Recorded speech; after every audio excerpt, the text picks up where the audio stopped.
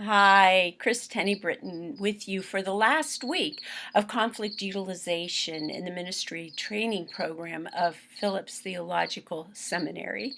Over the last few weeks, I've talked several times about some of the congregations I've worked with and actually have worked for that were in a great deal of conflict. My first experience, real experience in church, actually as a child, I remember my father coming home. He was a deacon in a United Presbyterian church. He and my mother both very, very active up until her death.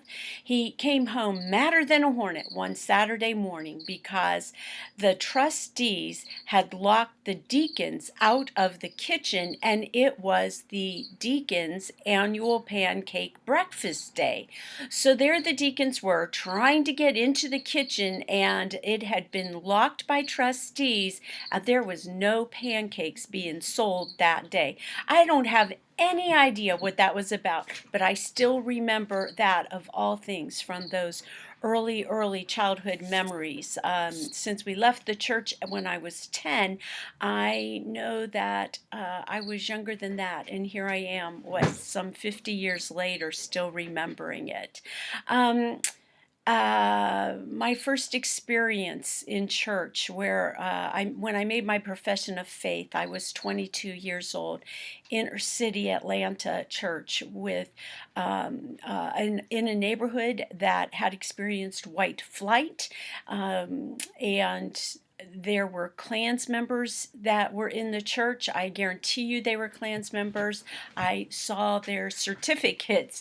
There was so much strife involved there, particularly as the minister, the last minister they had, by the way, um, when we were really doing evangelism, and we ended up with two couples there that were in biracial marriages, and the church just about became unglued. Actually, some of the leaders just about became unglued, and the church did become unglued because there were a number of us that just could not be in a church where we couldn't invite our friends. During that time, as that pastor's ministry was coming to a close, it was United Methodist, so the district superintendent and the bishop were really looking at whether or not to return the minister into that hotbed of mess. And the district superintendent said to me, as I begged him to please leave Pastor Yule there, because he was making such a big difference in just that year that he'd been there. He said, Chris, first and foremost, I have to look out for what's best for him and his family, that their health comes before everything else. Which kind of leads me to talking about closure and leaving, and when to know to leave, when to know to stay. For a lot of us, we deal with conflict in that fight or flight stage. So some of us are up for a good fight. We're going to stay regardless. And as I said last week, we've got the whole bully pulpit that can go on. That's kind of that standing up and fighting. It's using I won't even go into it. You know exactly what I mean when I talk about fighting and staying, even when it's past the time to go. Then you've got the flight piece that, oh my gosh, the slightest uprising, oh my gosh, the slightest raised voice, oh my gosh, the chorus of raised voices, and right away we're out of there before we really assess the situation. It comes back to that reacting rather than responding. We're going to go. If I want to talk about how do you know, right? Well, one of the questions I'll have for you is if you think it's time to go, look at how long you've stayed in previous jobs or previous ministries. Some of us are in a ministry 3 years, and when the next ministry or a ministry shortly thereafter comes upon its third year, we think it's time to go. It could be 7 years, it could be 10 years.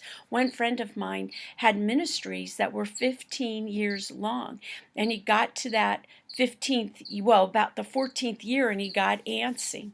For the longest time, it would be May, and because a couple of my ministries it would be April, 3 ministries had been come to a close in May, and so by April, I'm feeling antsy, and it took me a bit to realize, oh my gosh, I'm doing the ants dance. So then I learned to start stepping back and asking and looking at my calendar now.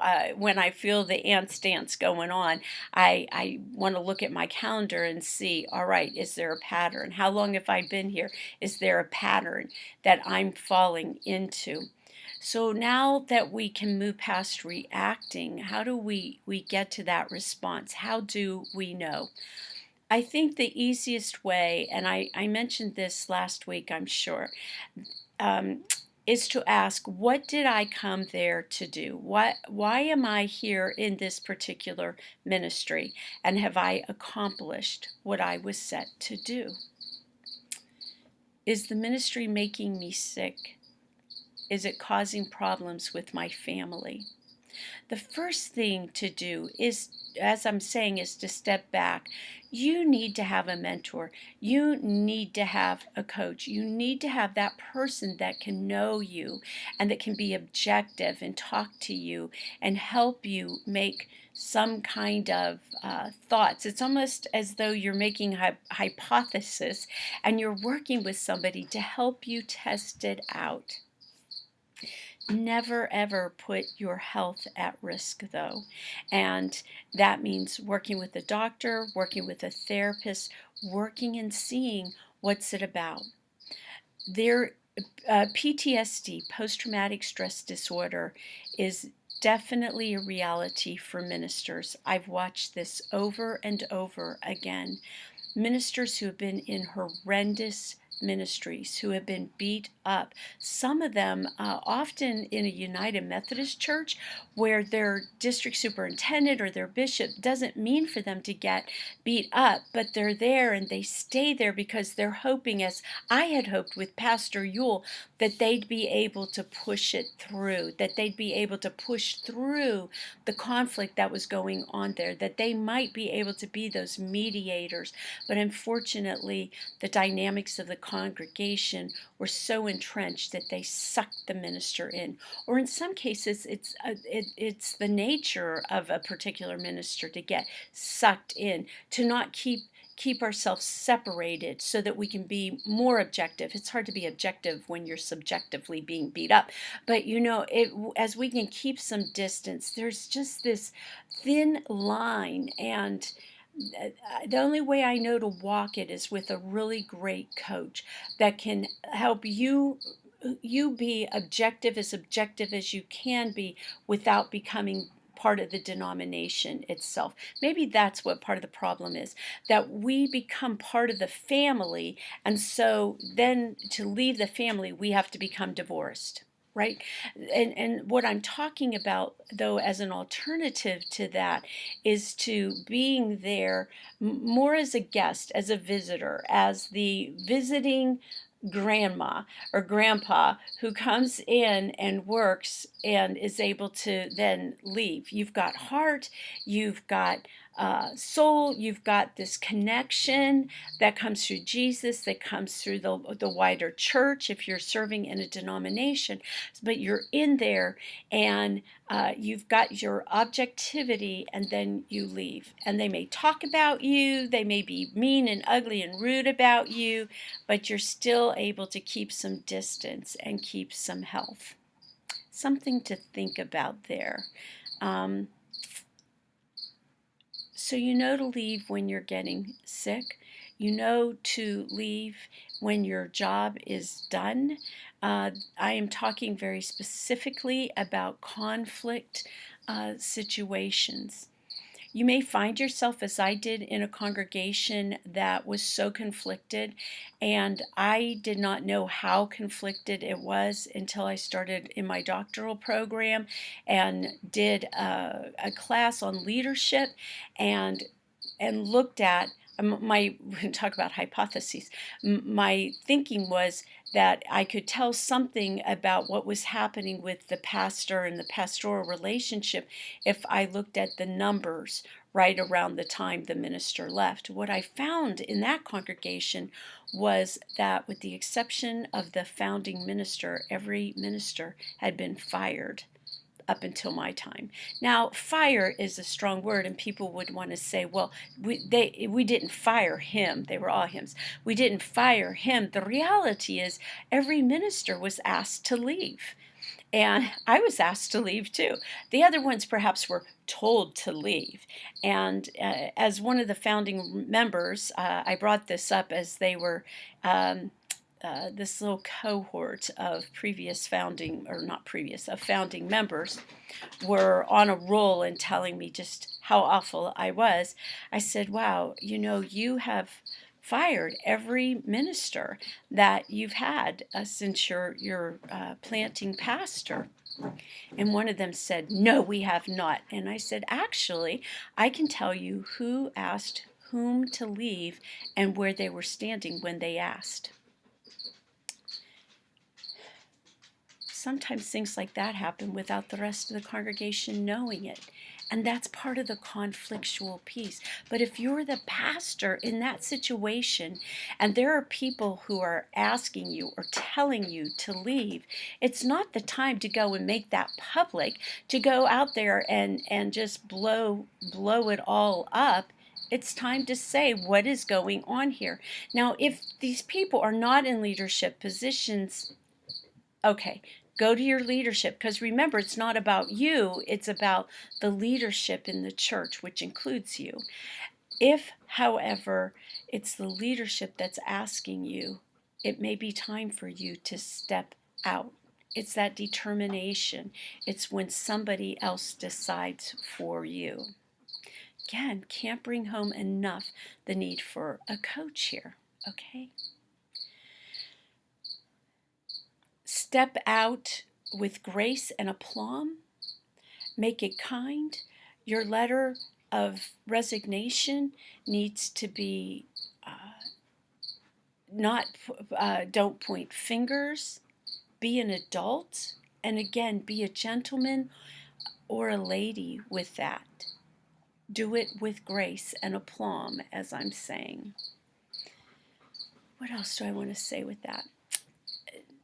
Don't leave just because somebody else outside the church, a friend perhaps, has placed that seed into your mind.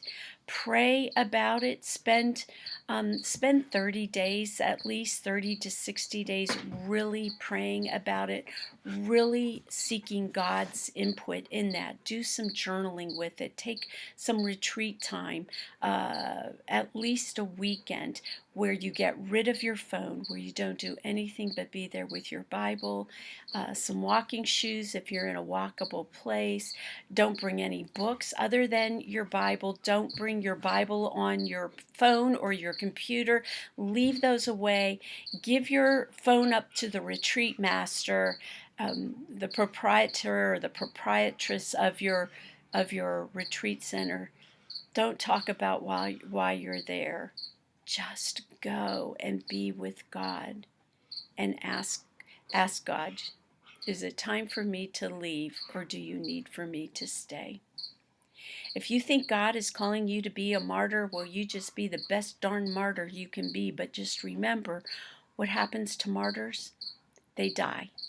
That's what a martyr makes. So if you're going to be there and you're going to push them through, and that's your agenda, not necessarily God's agenda, then you go right ahead. But know that you are going to suffer physical and perhaps even life-ending consequences. And again, if you're believing that God is asking you to stay, that God is asking you to be a martyr, then you just do it to the best of your ability.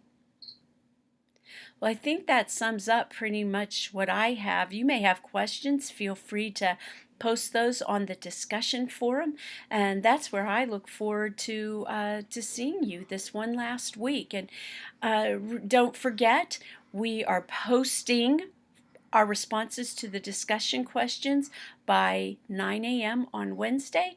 We're going to be responding to one another's posts by Thursday at 9 a.m. and we're going to keep those conversations going until noon on Saturday.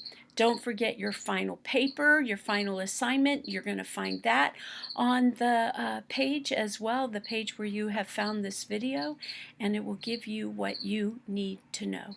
All right, you take care.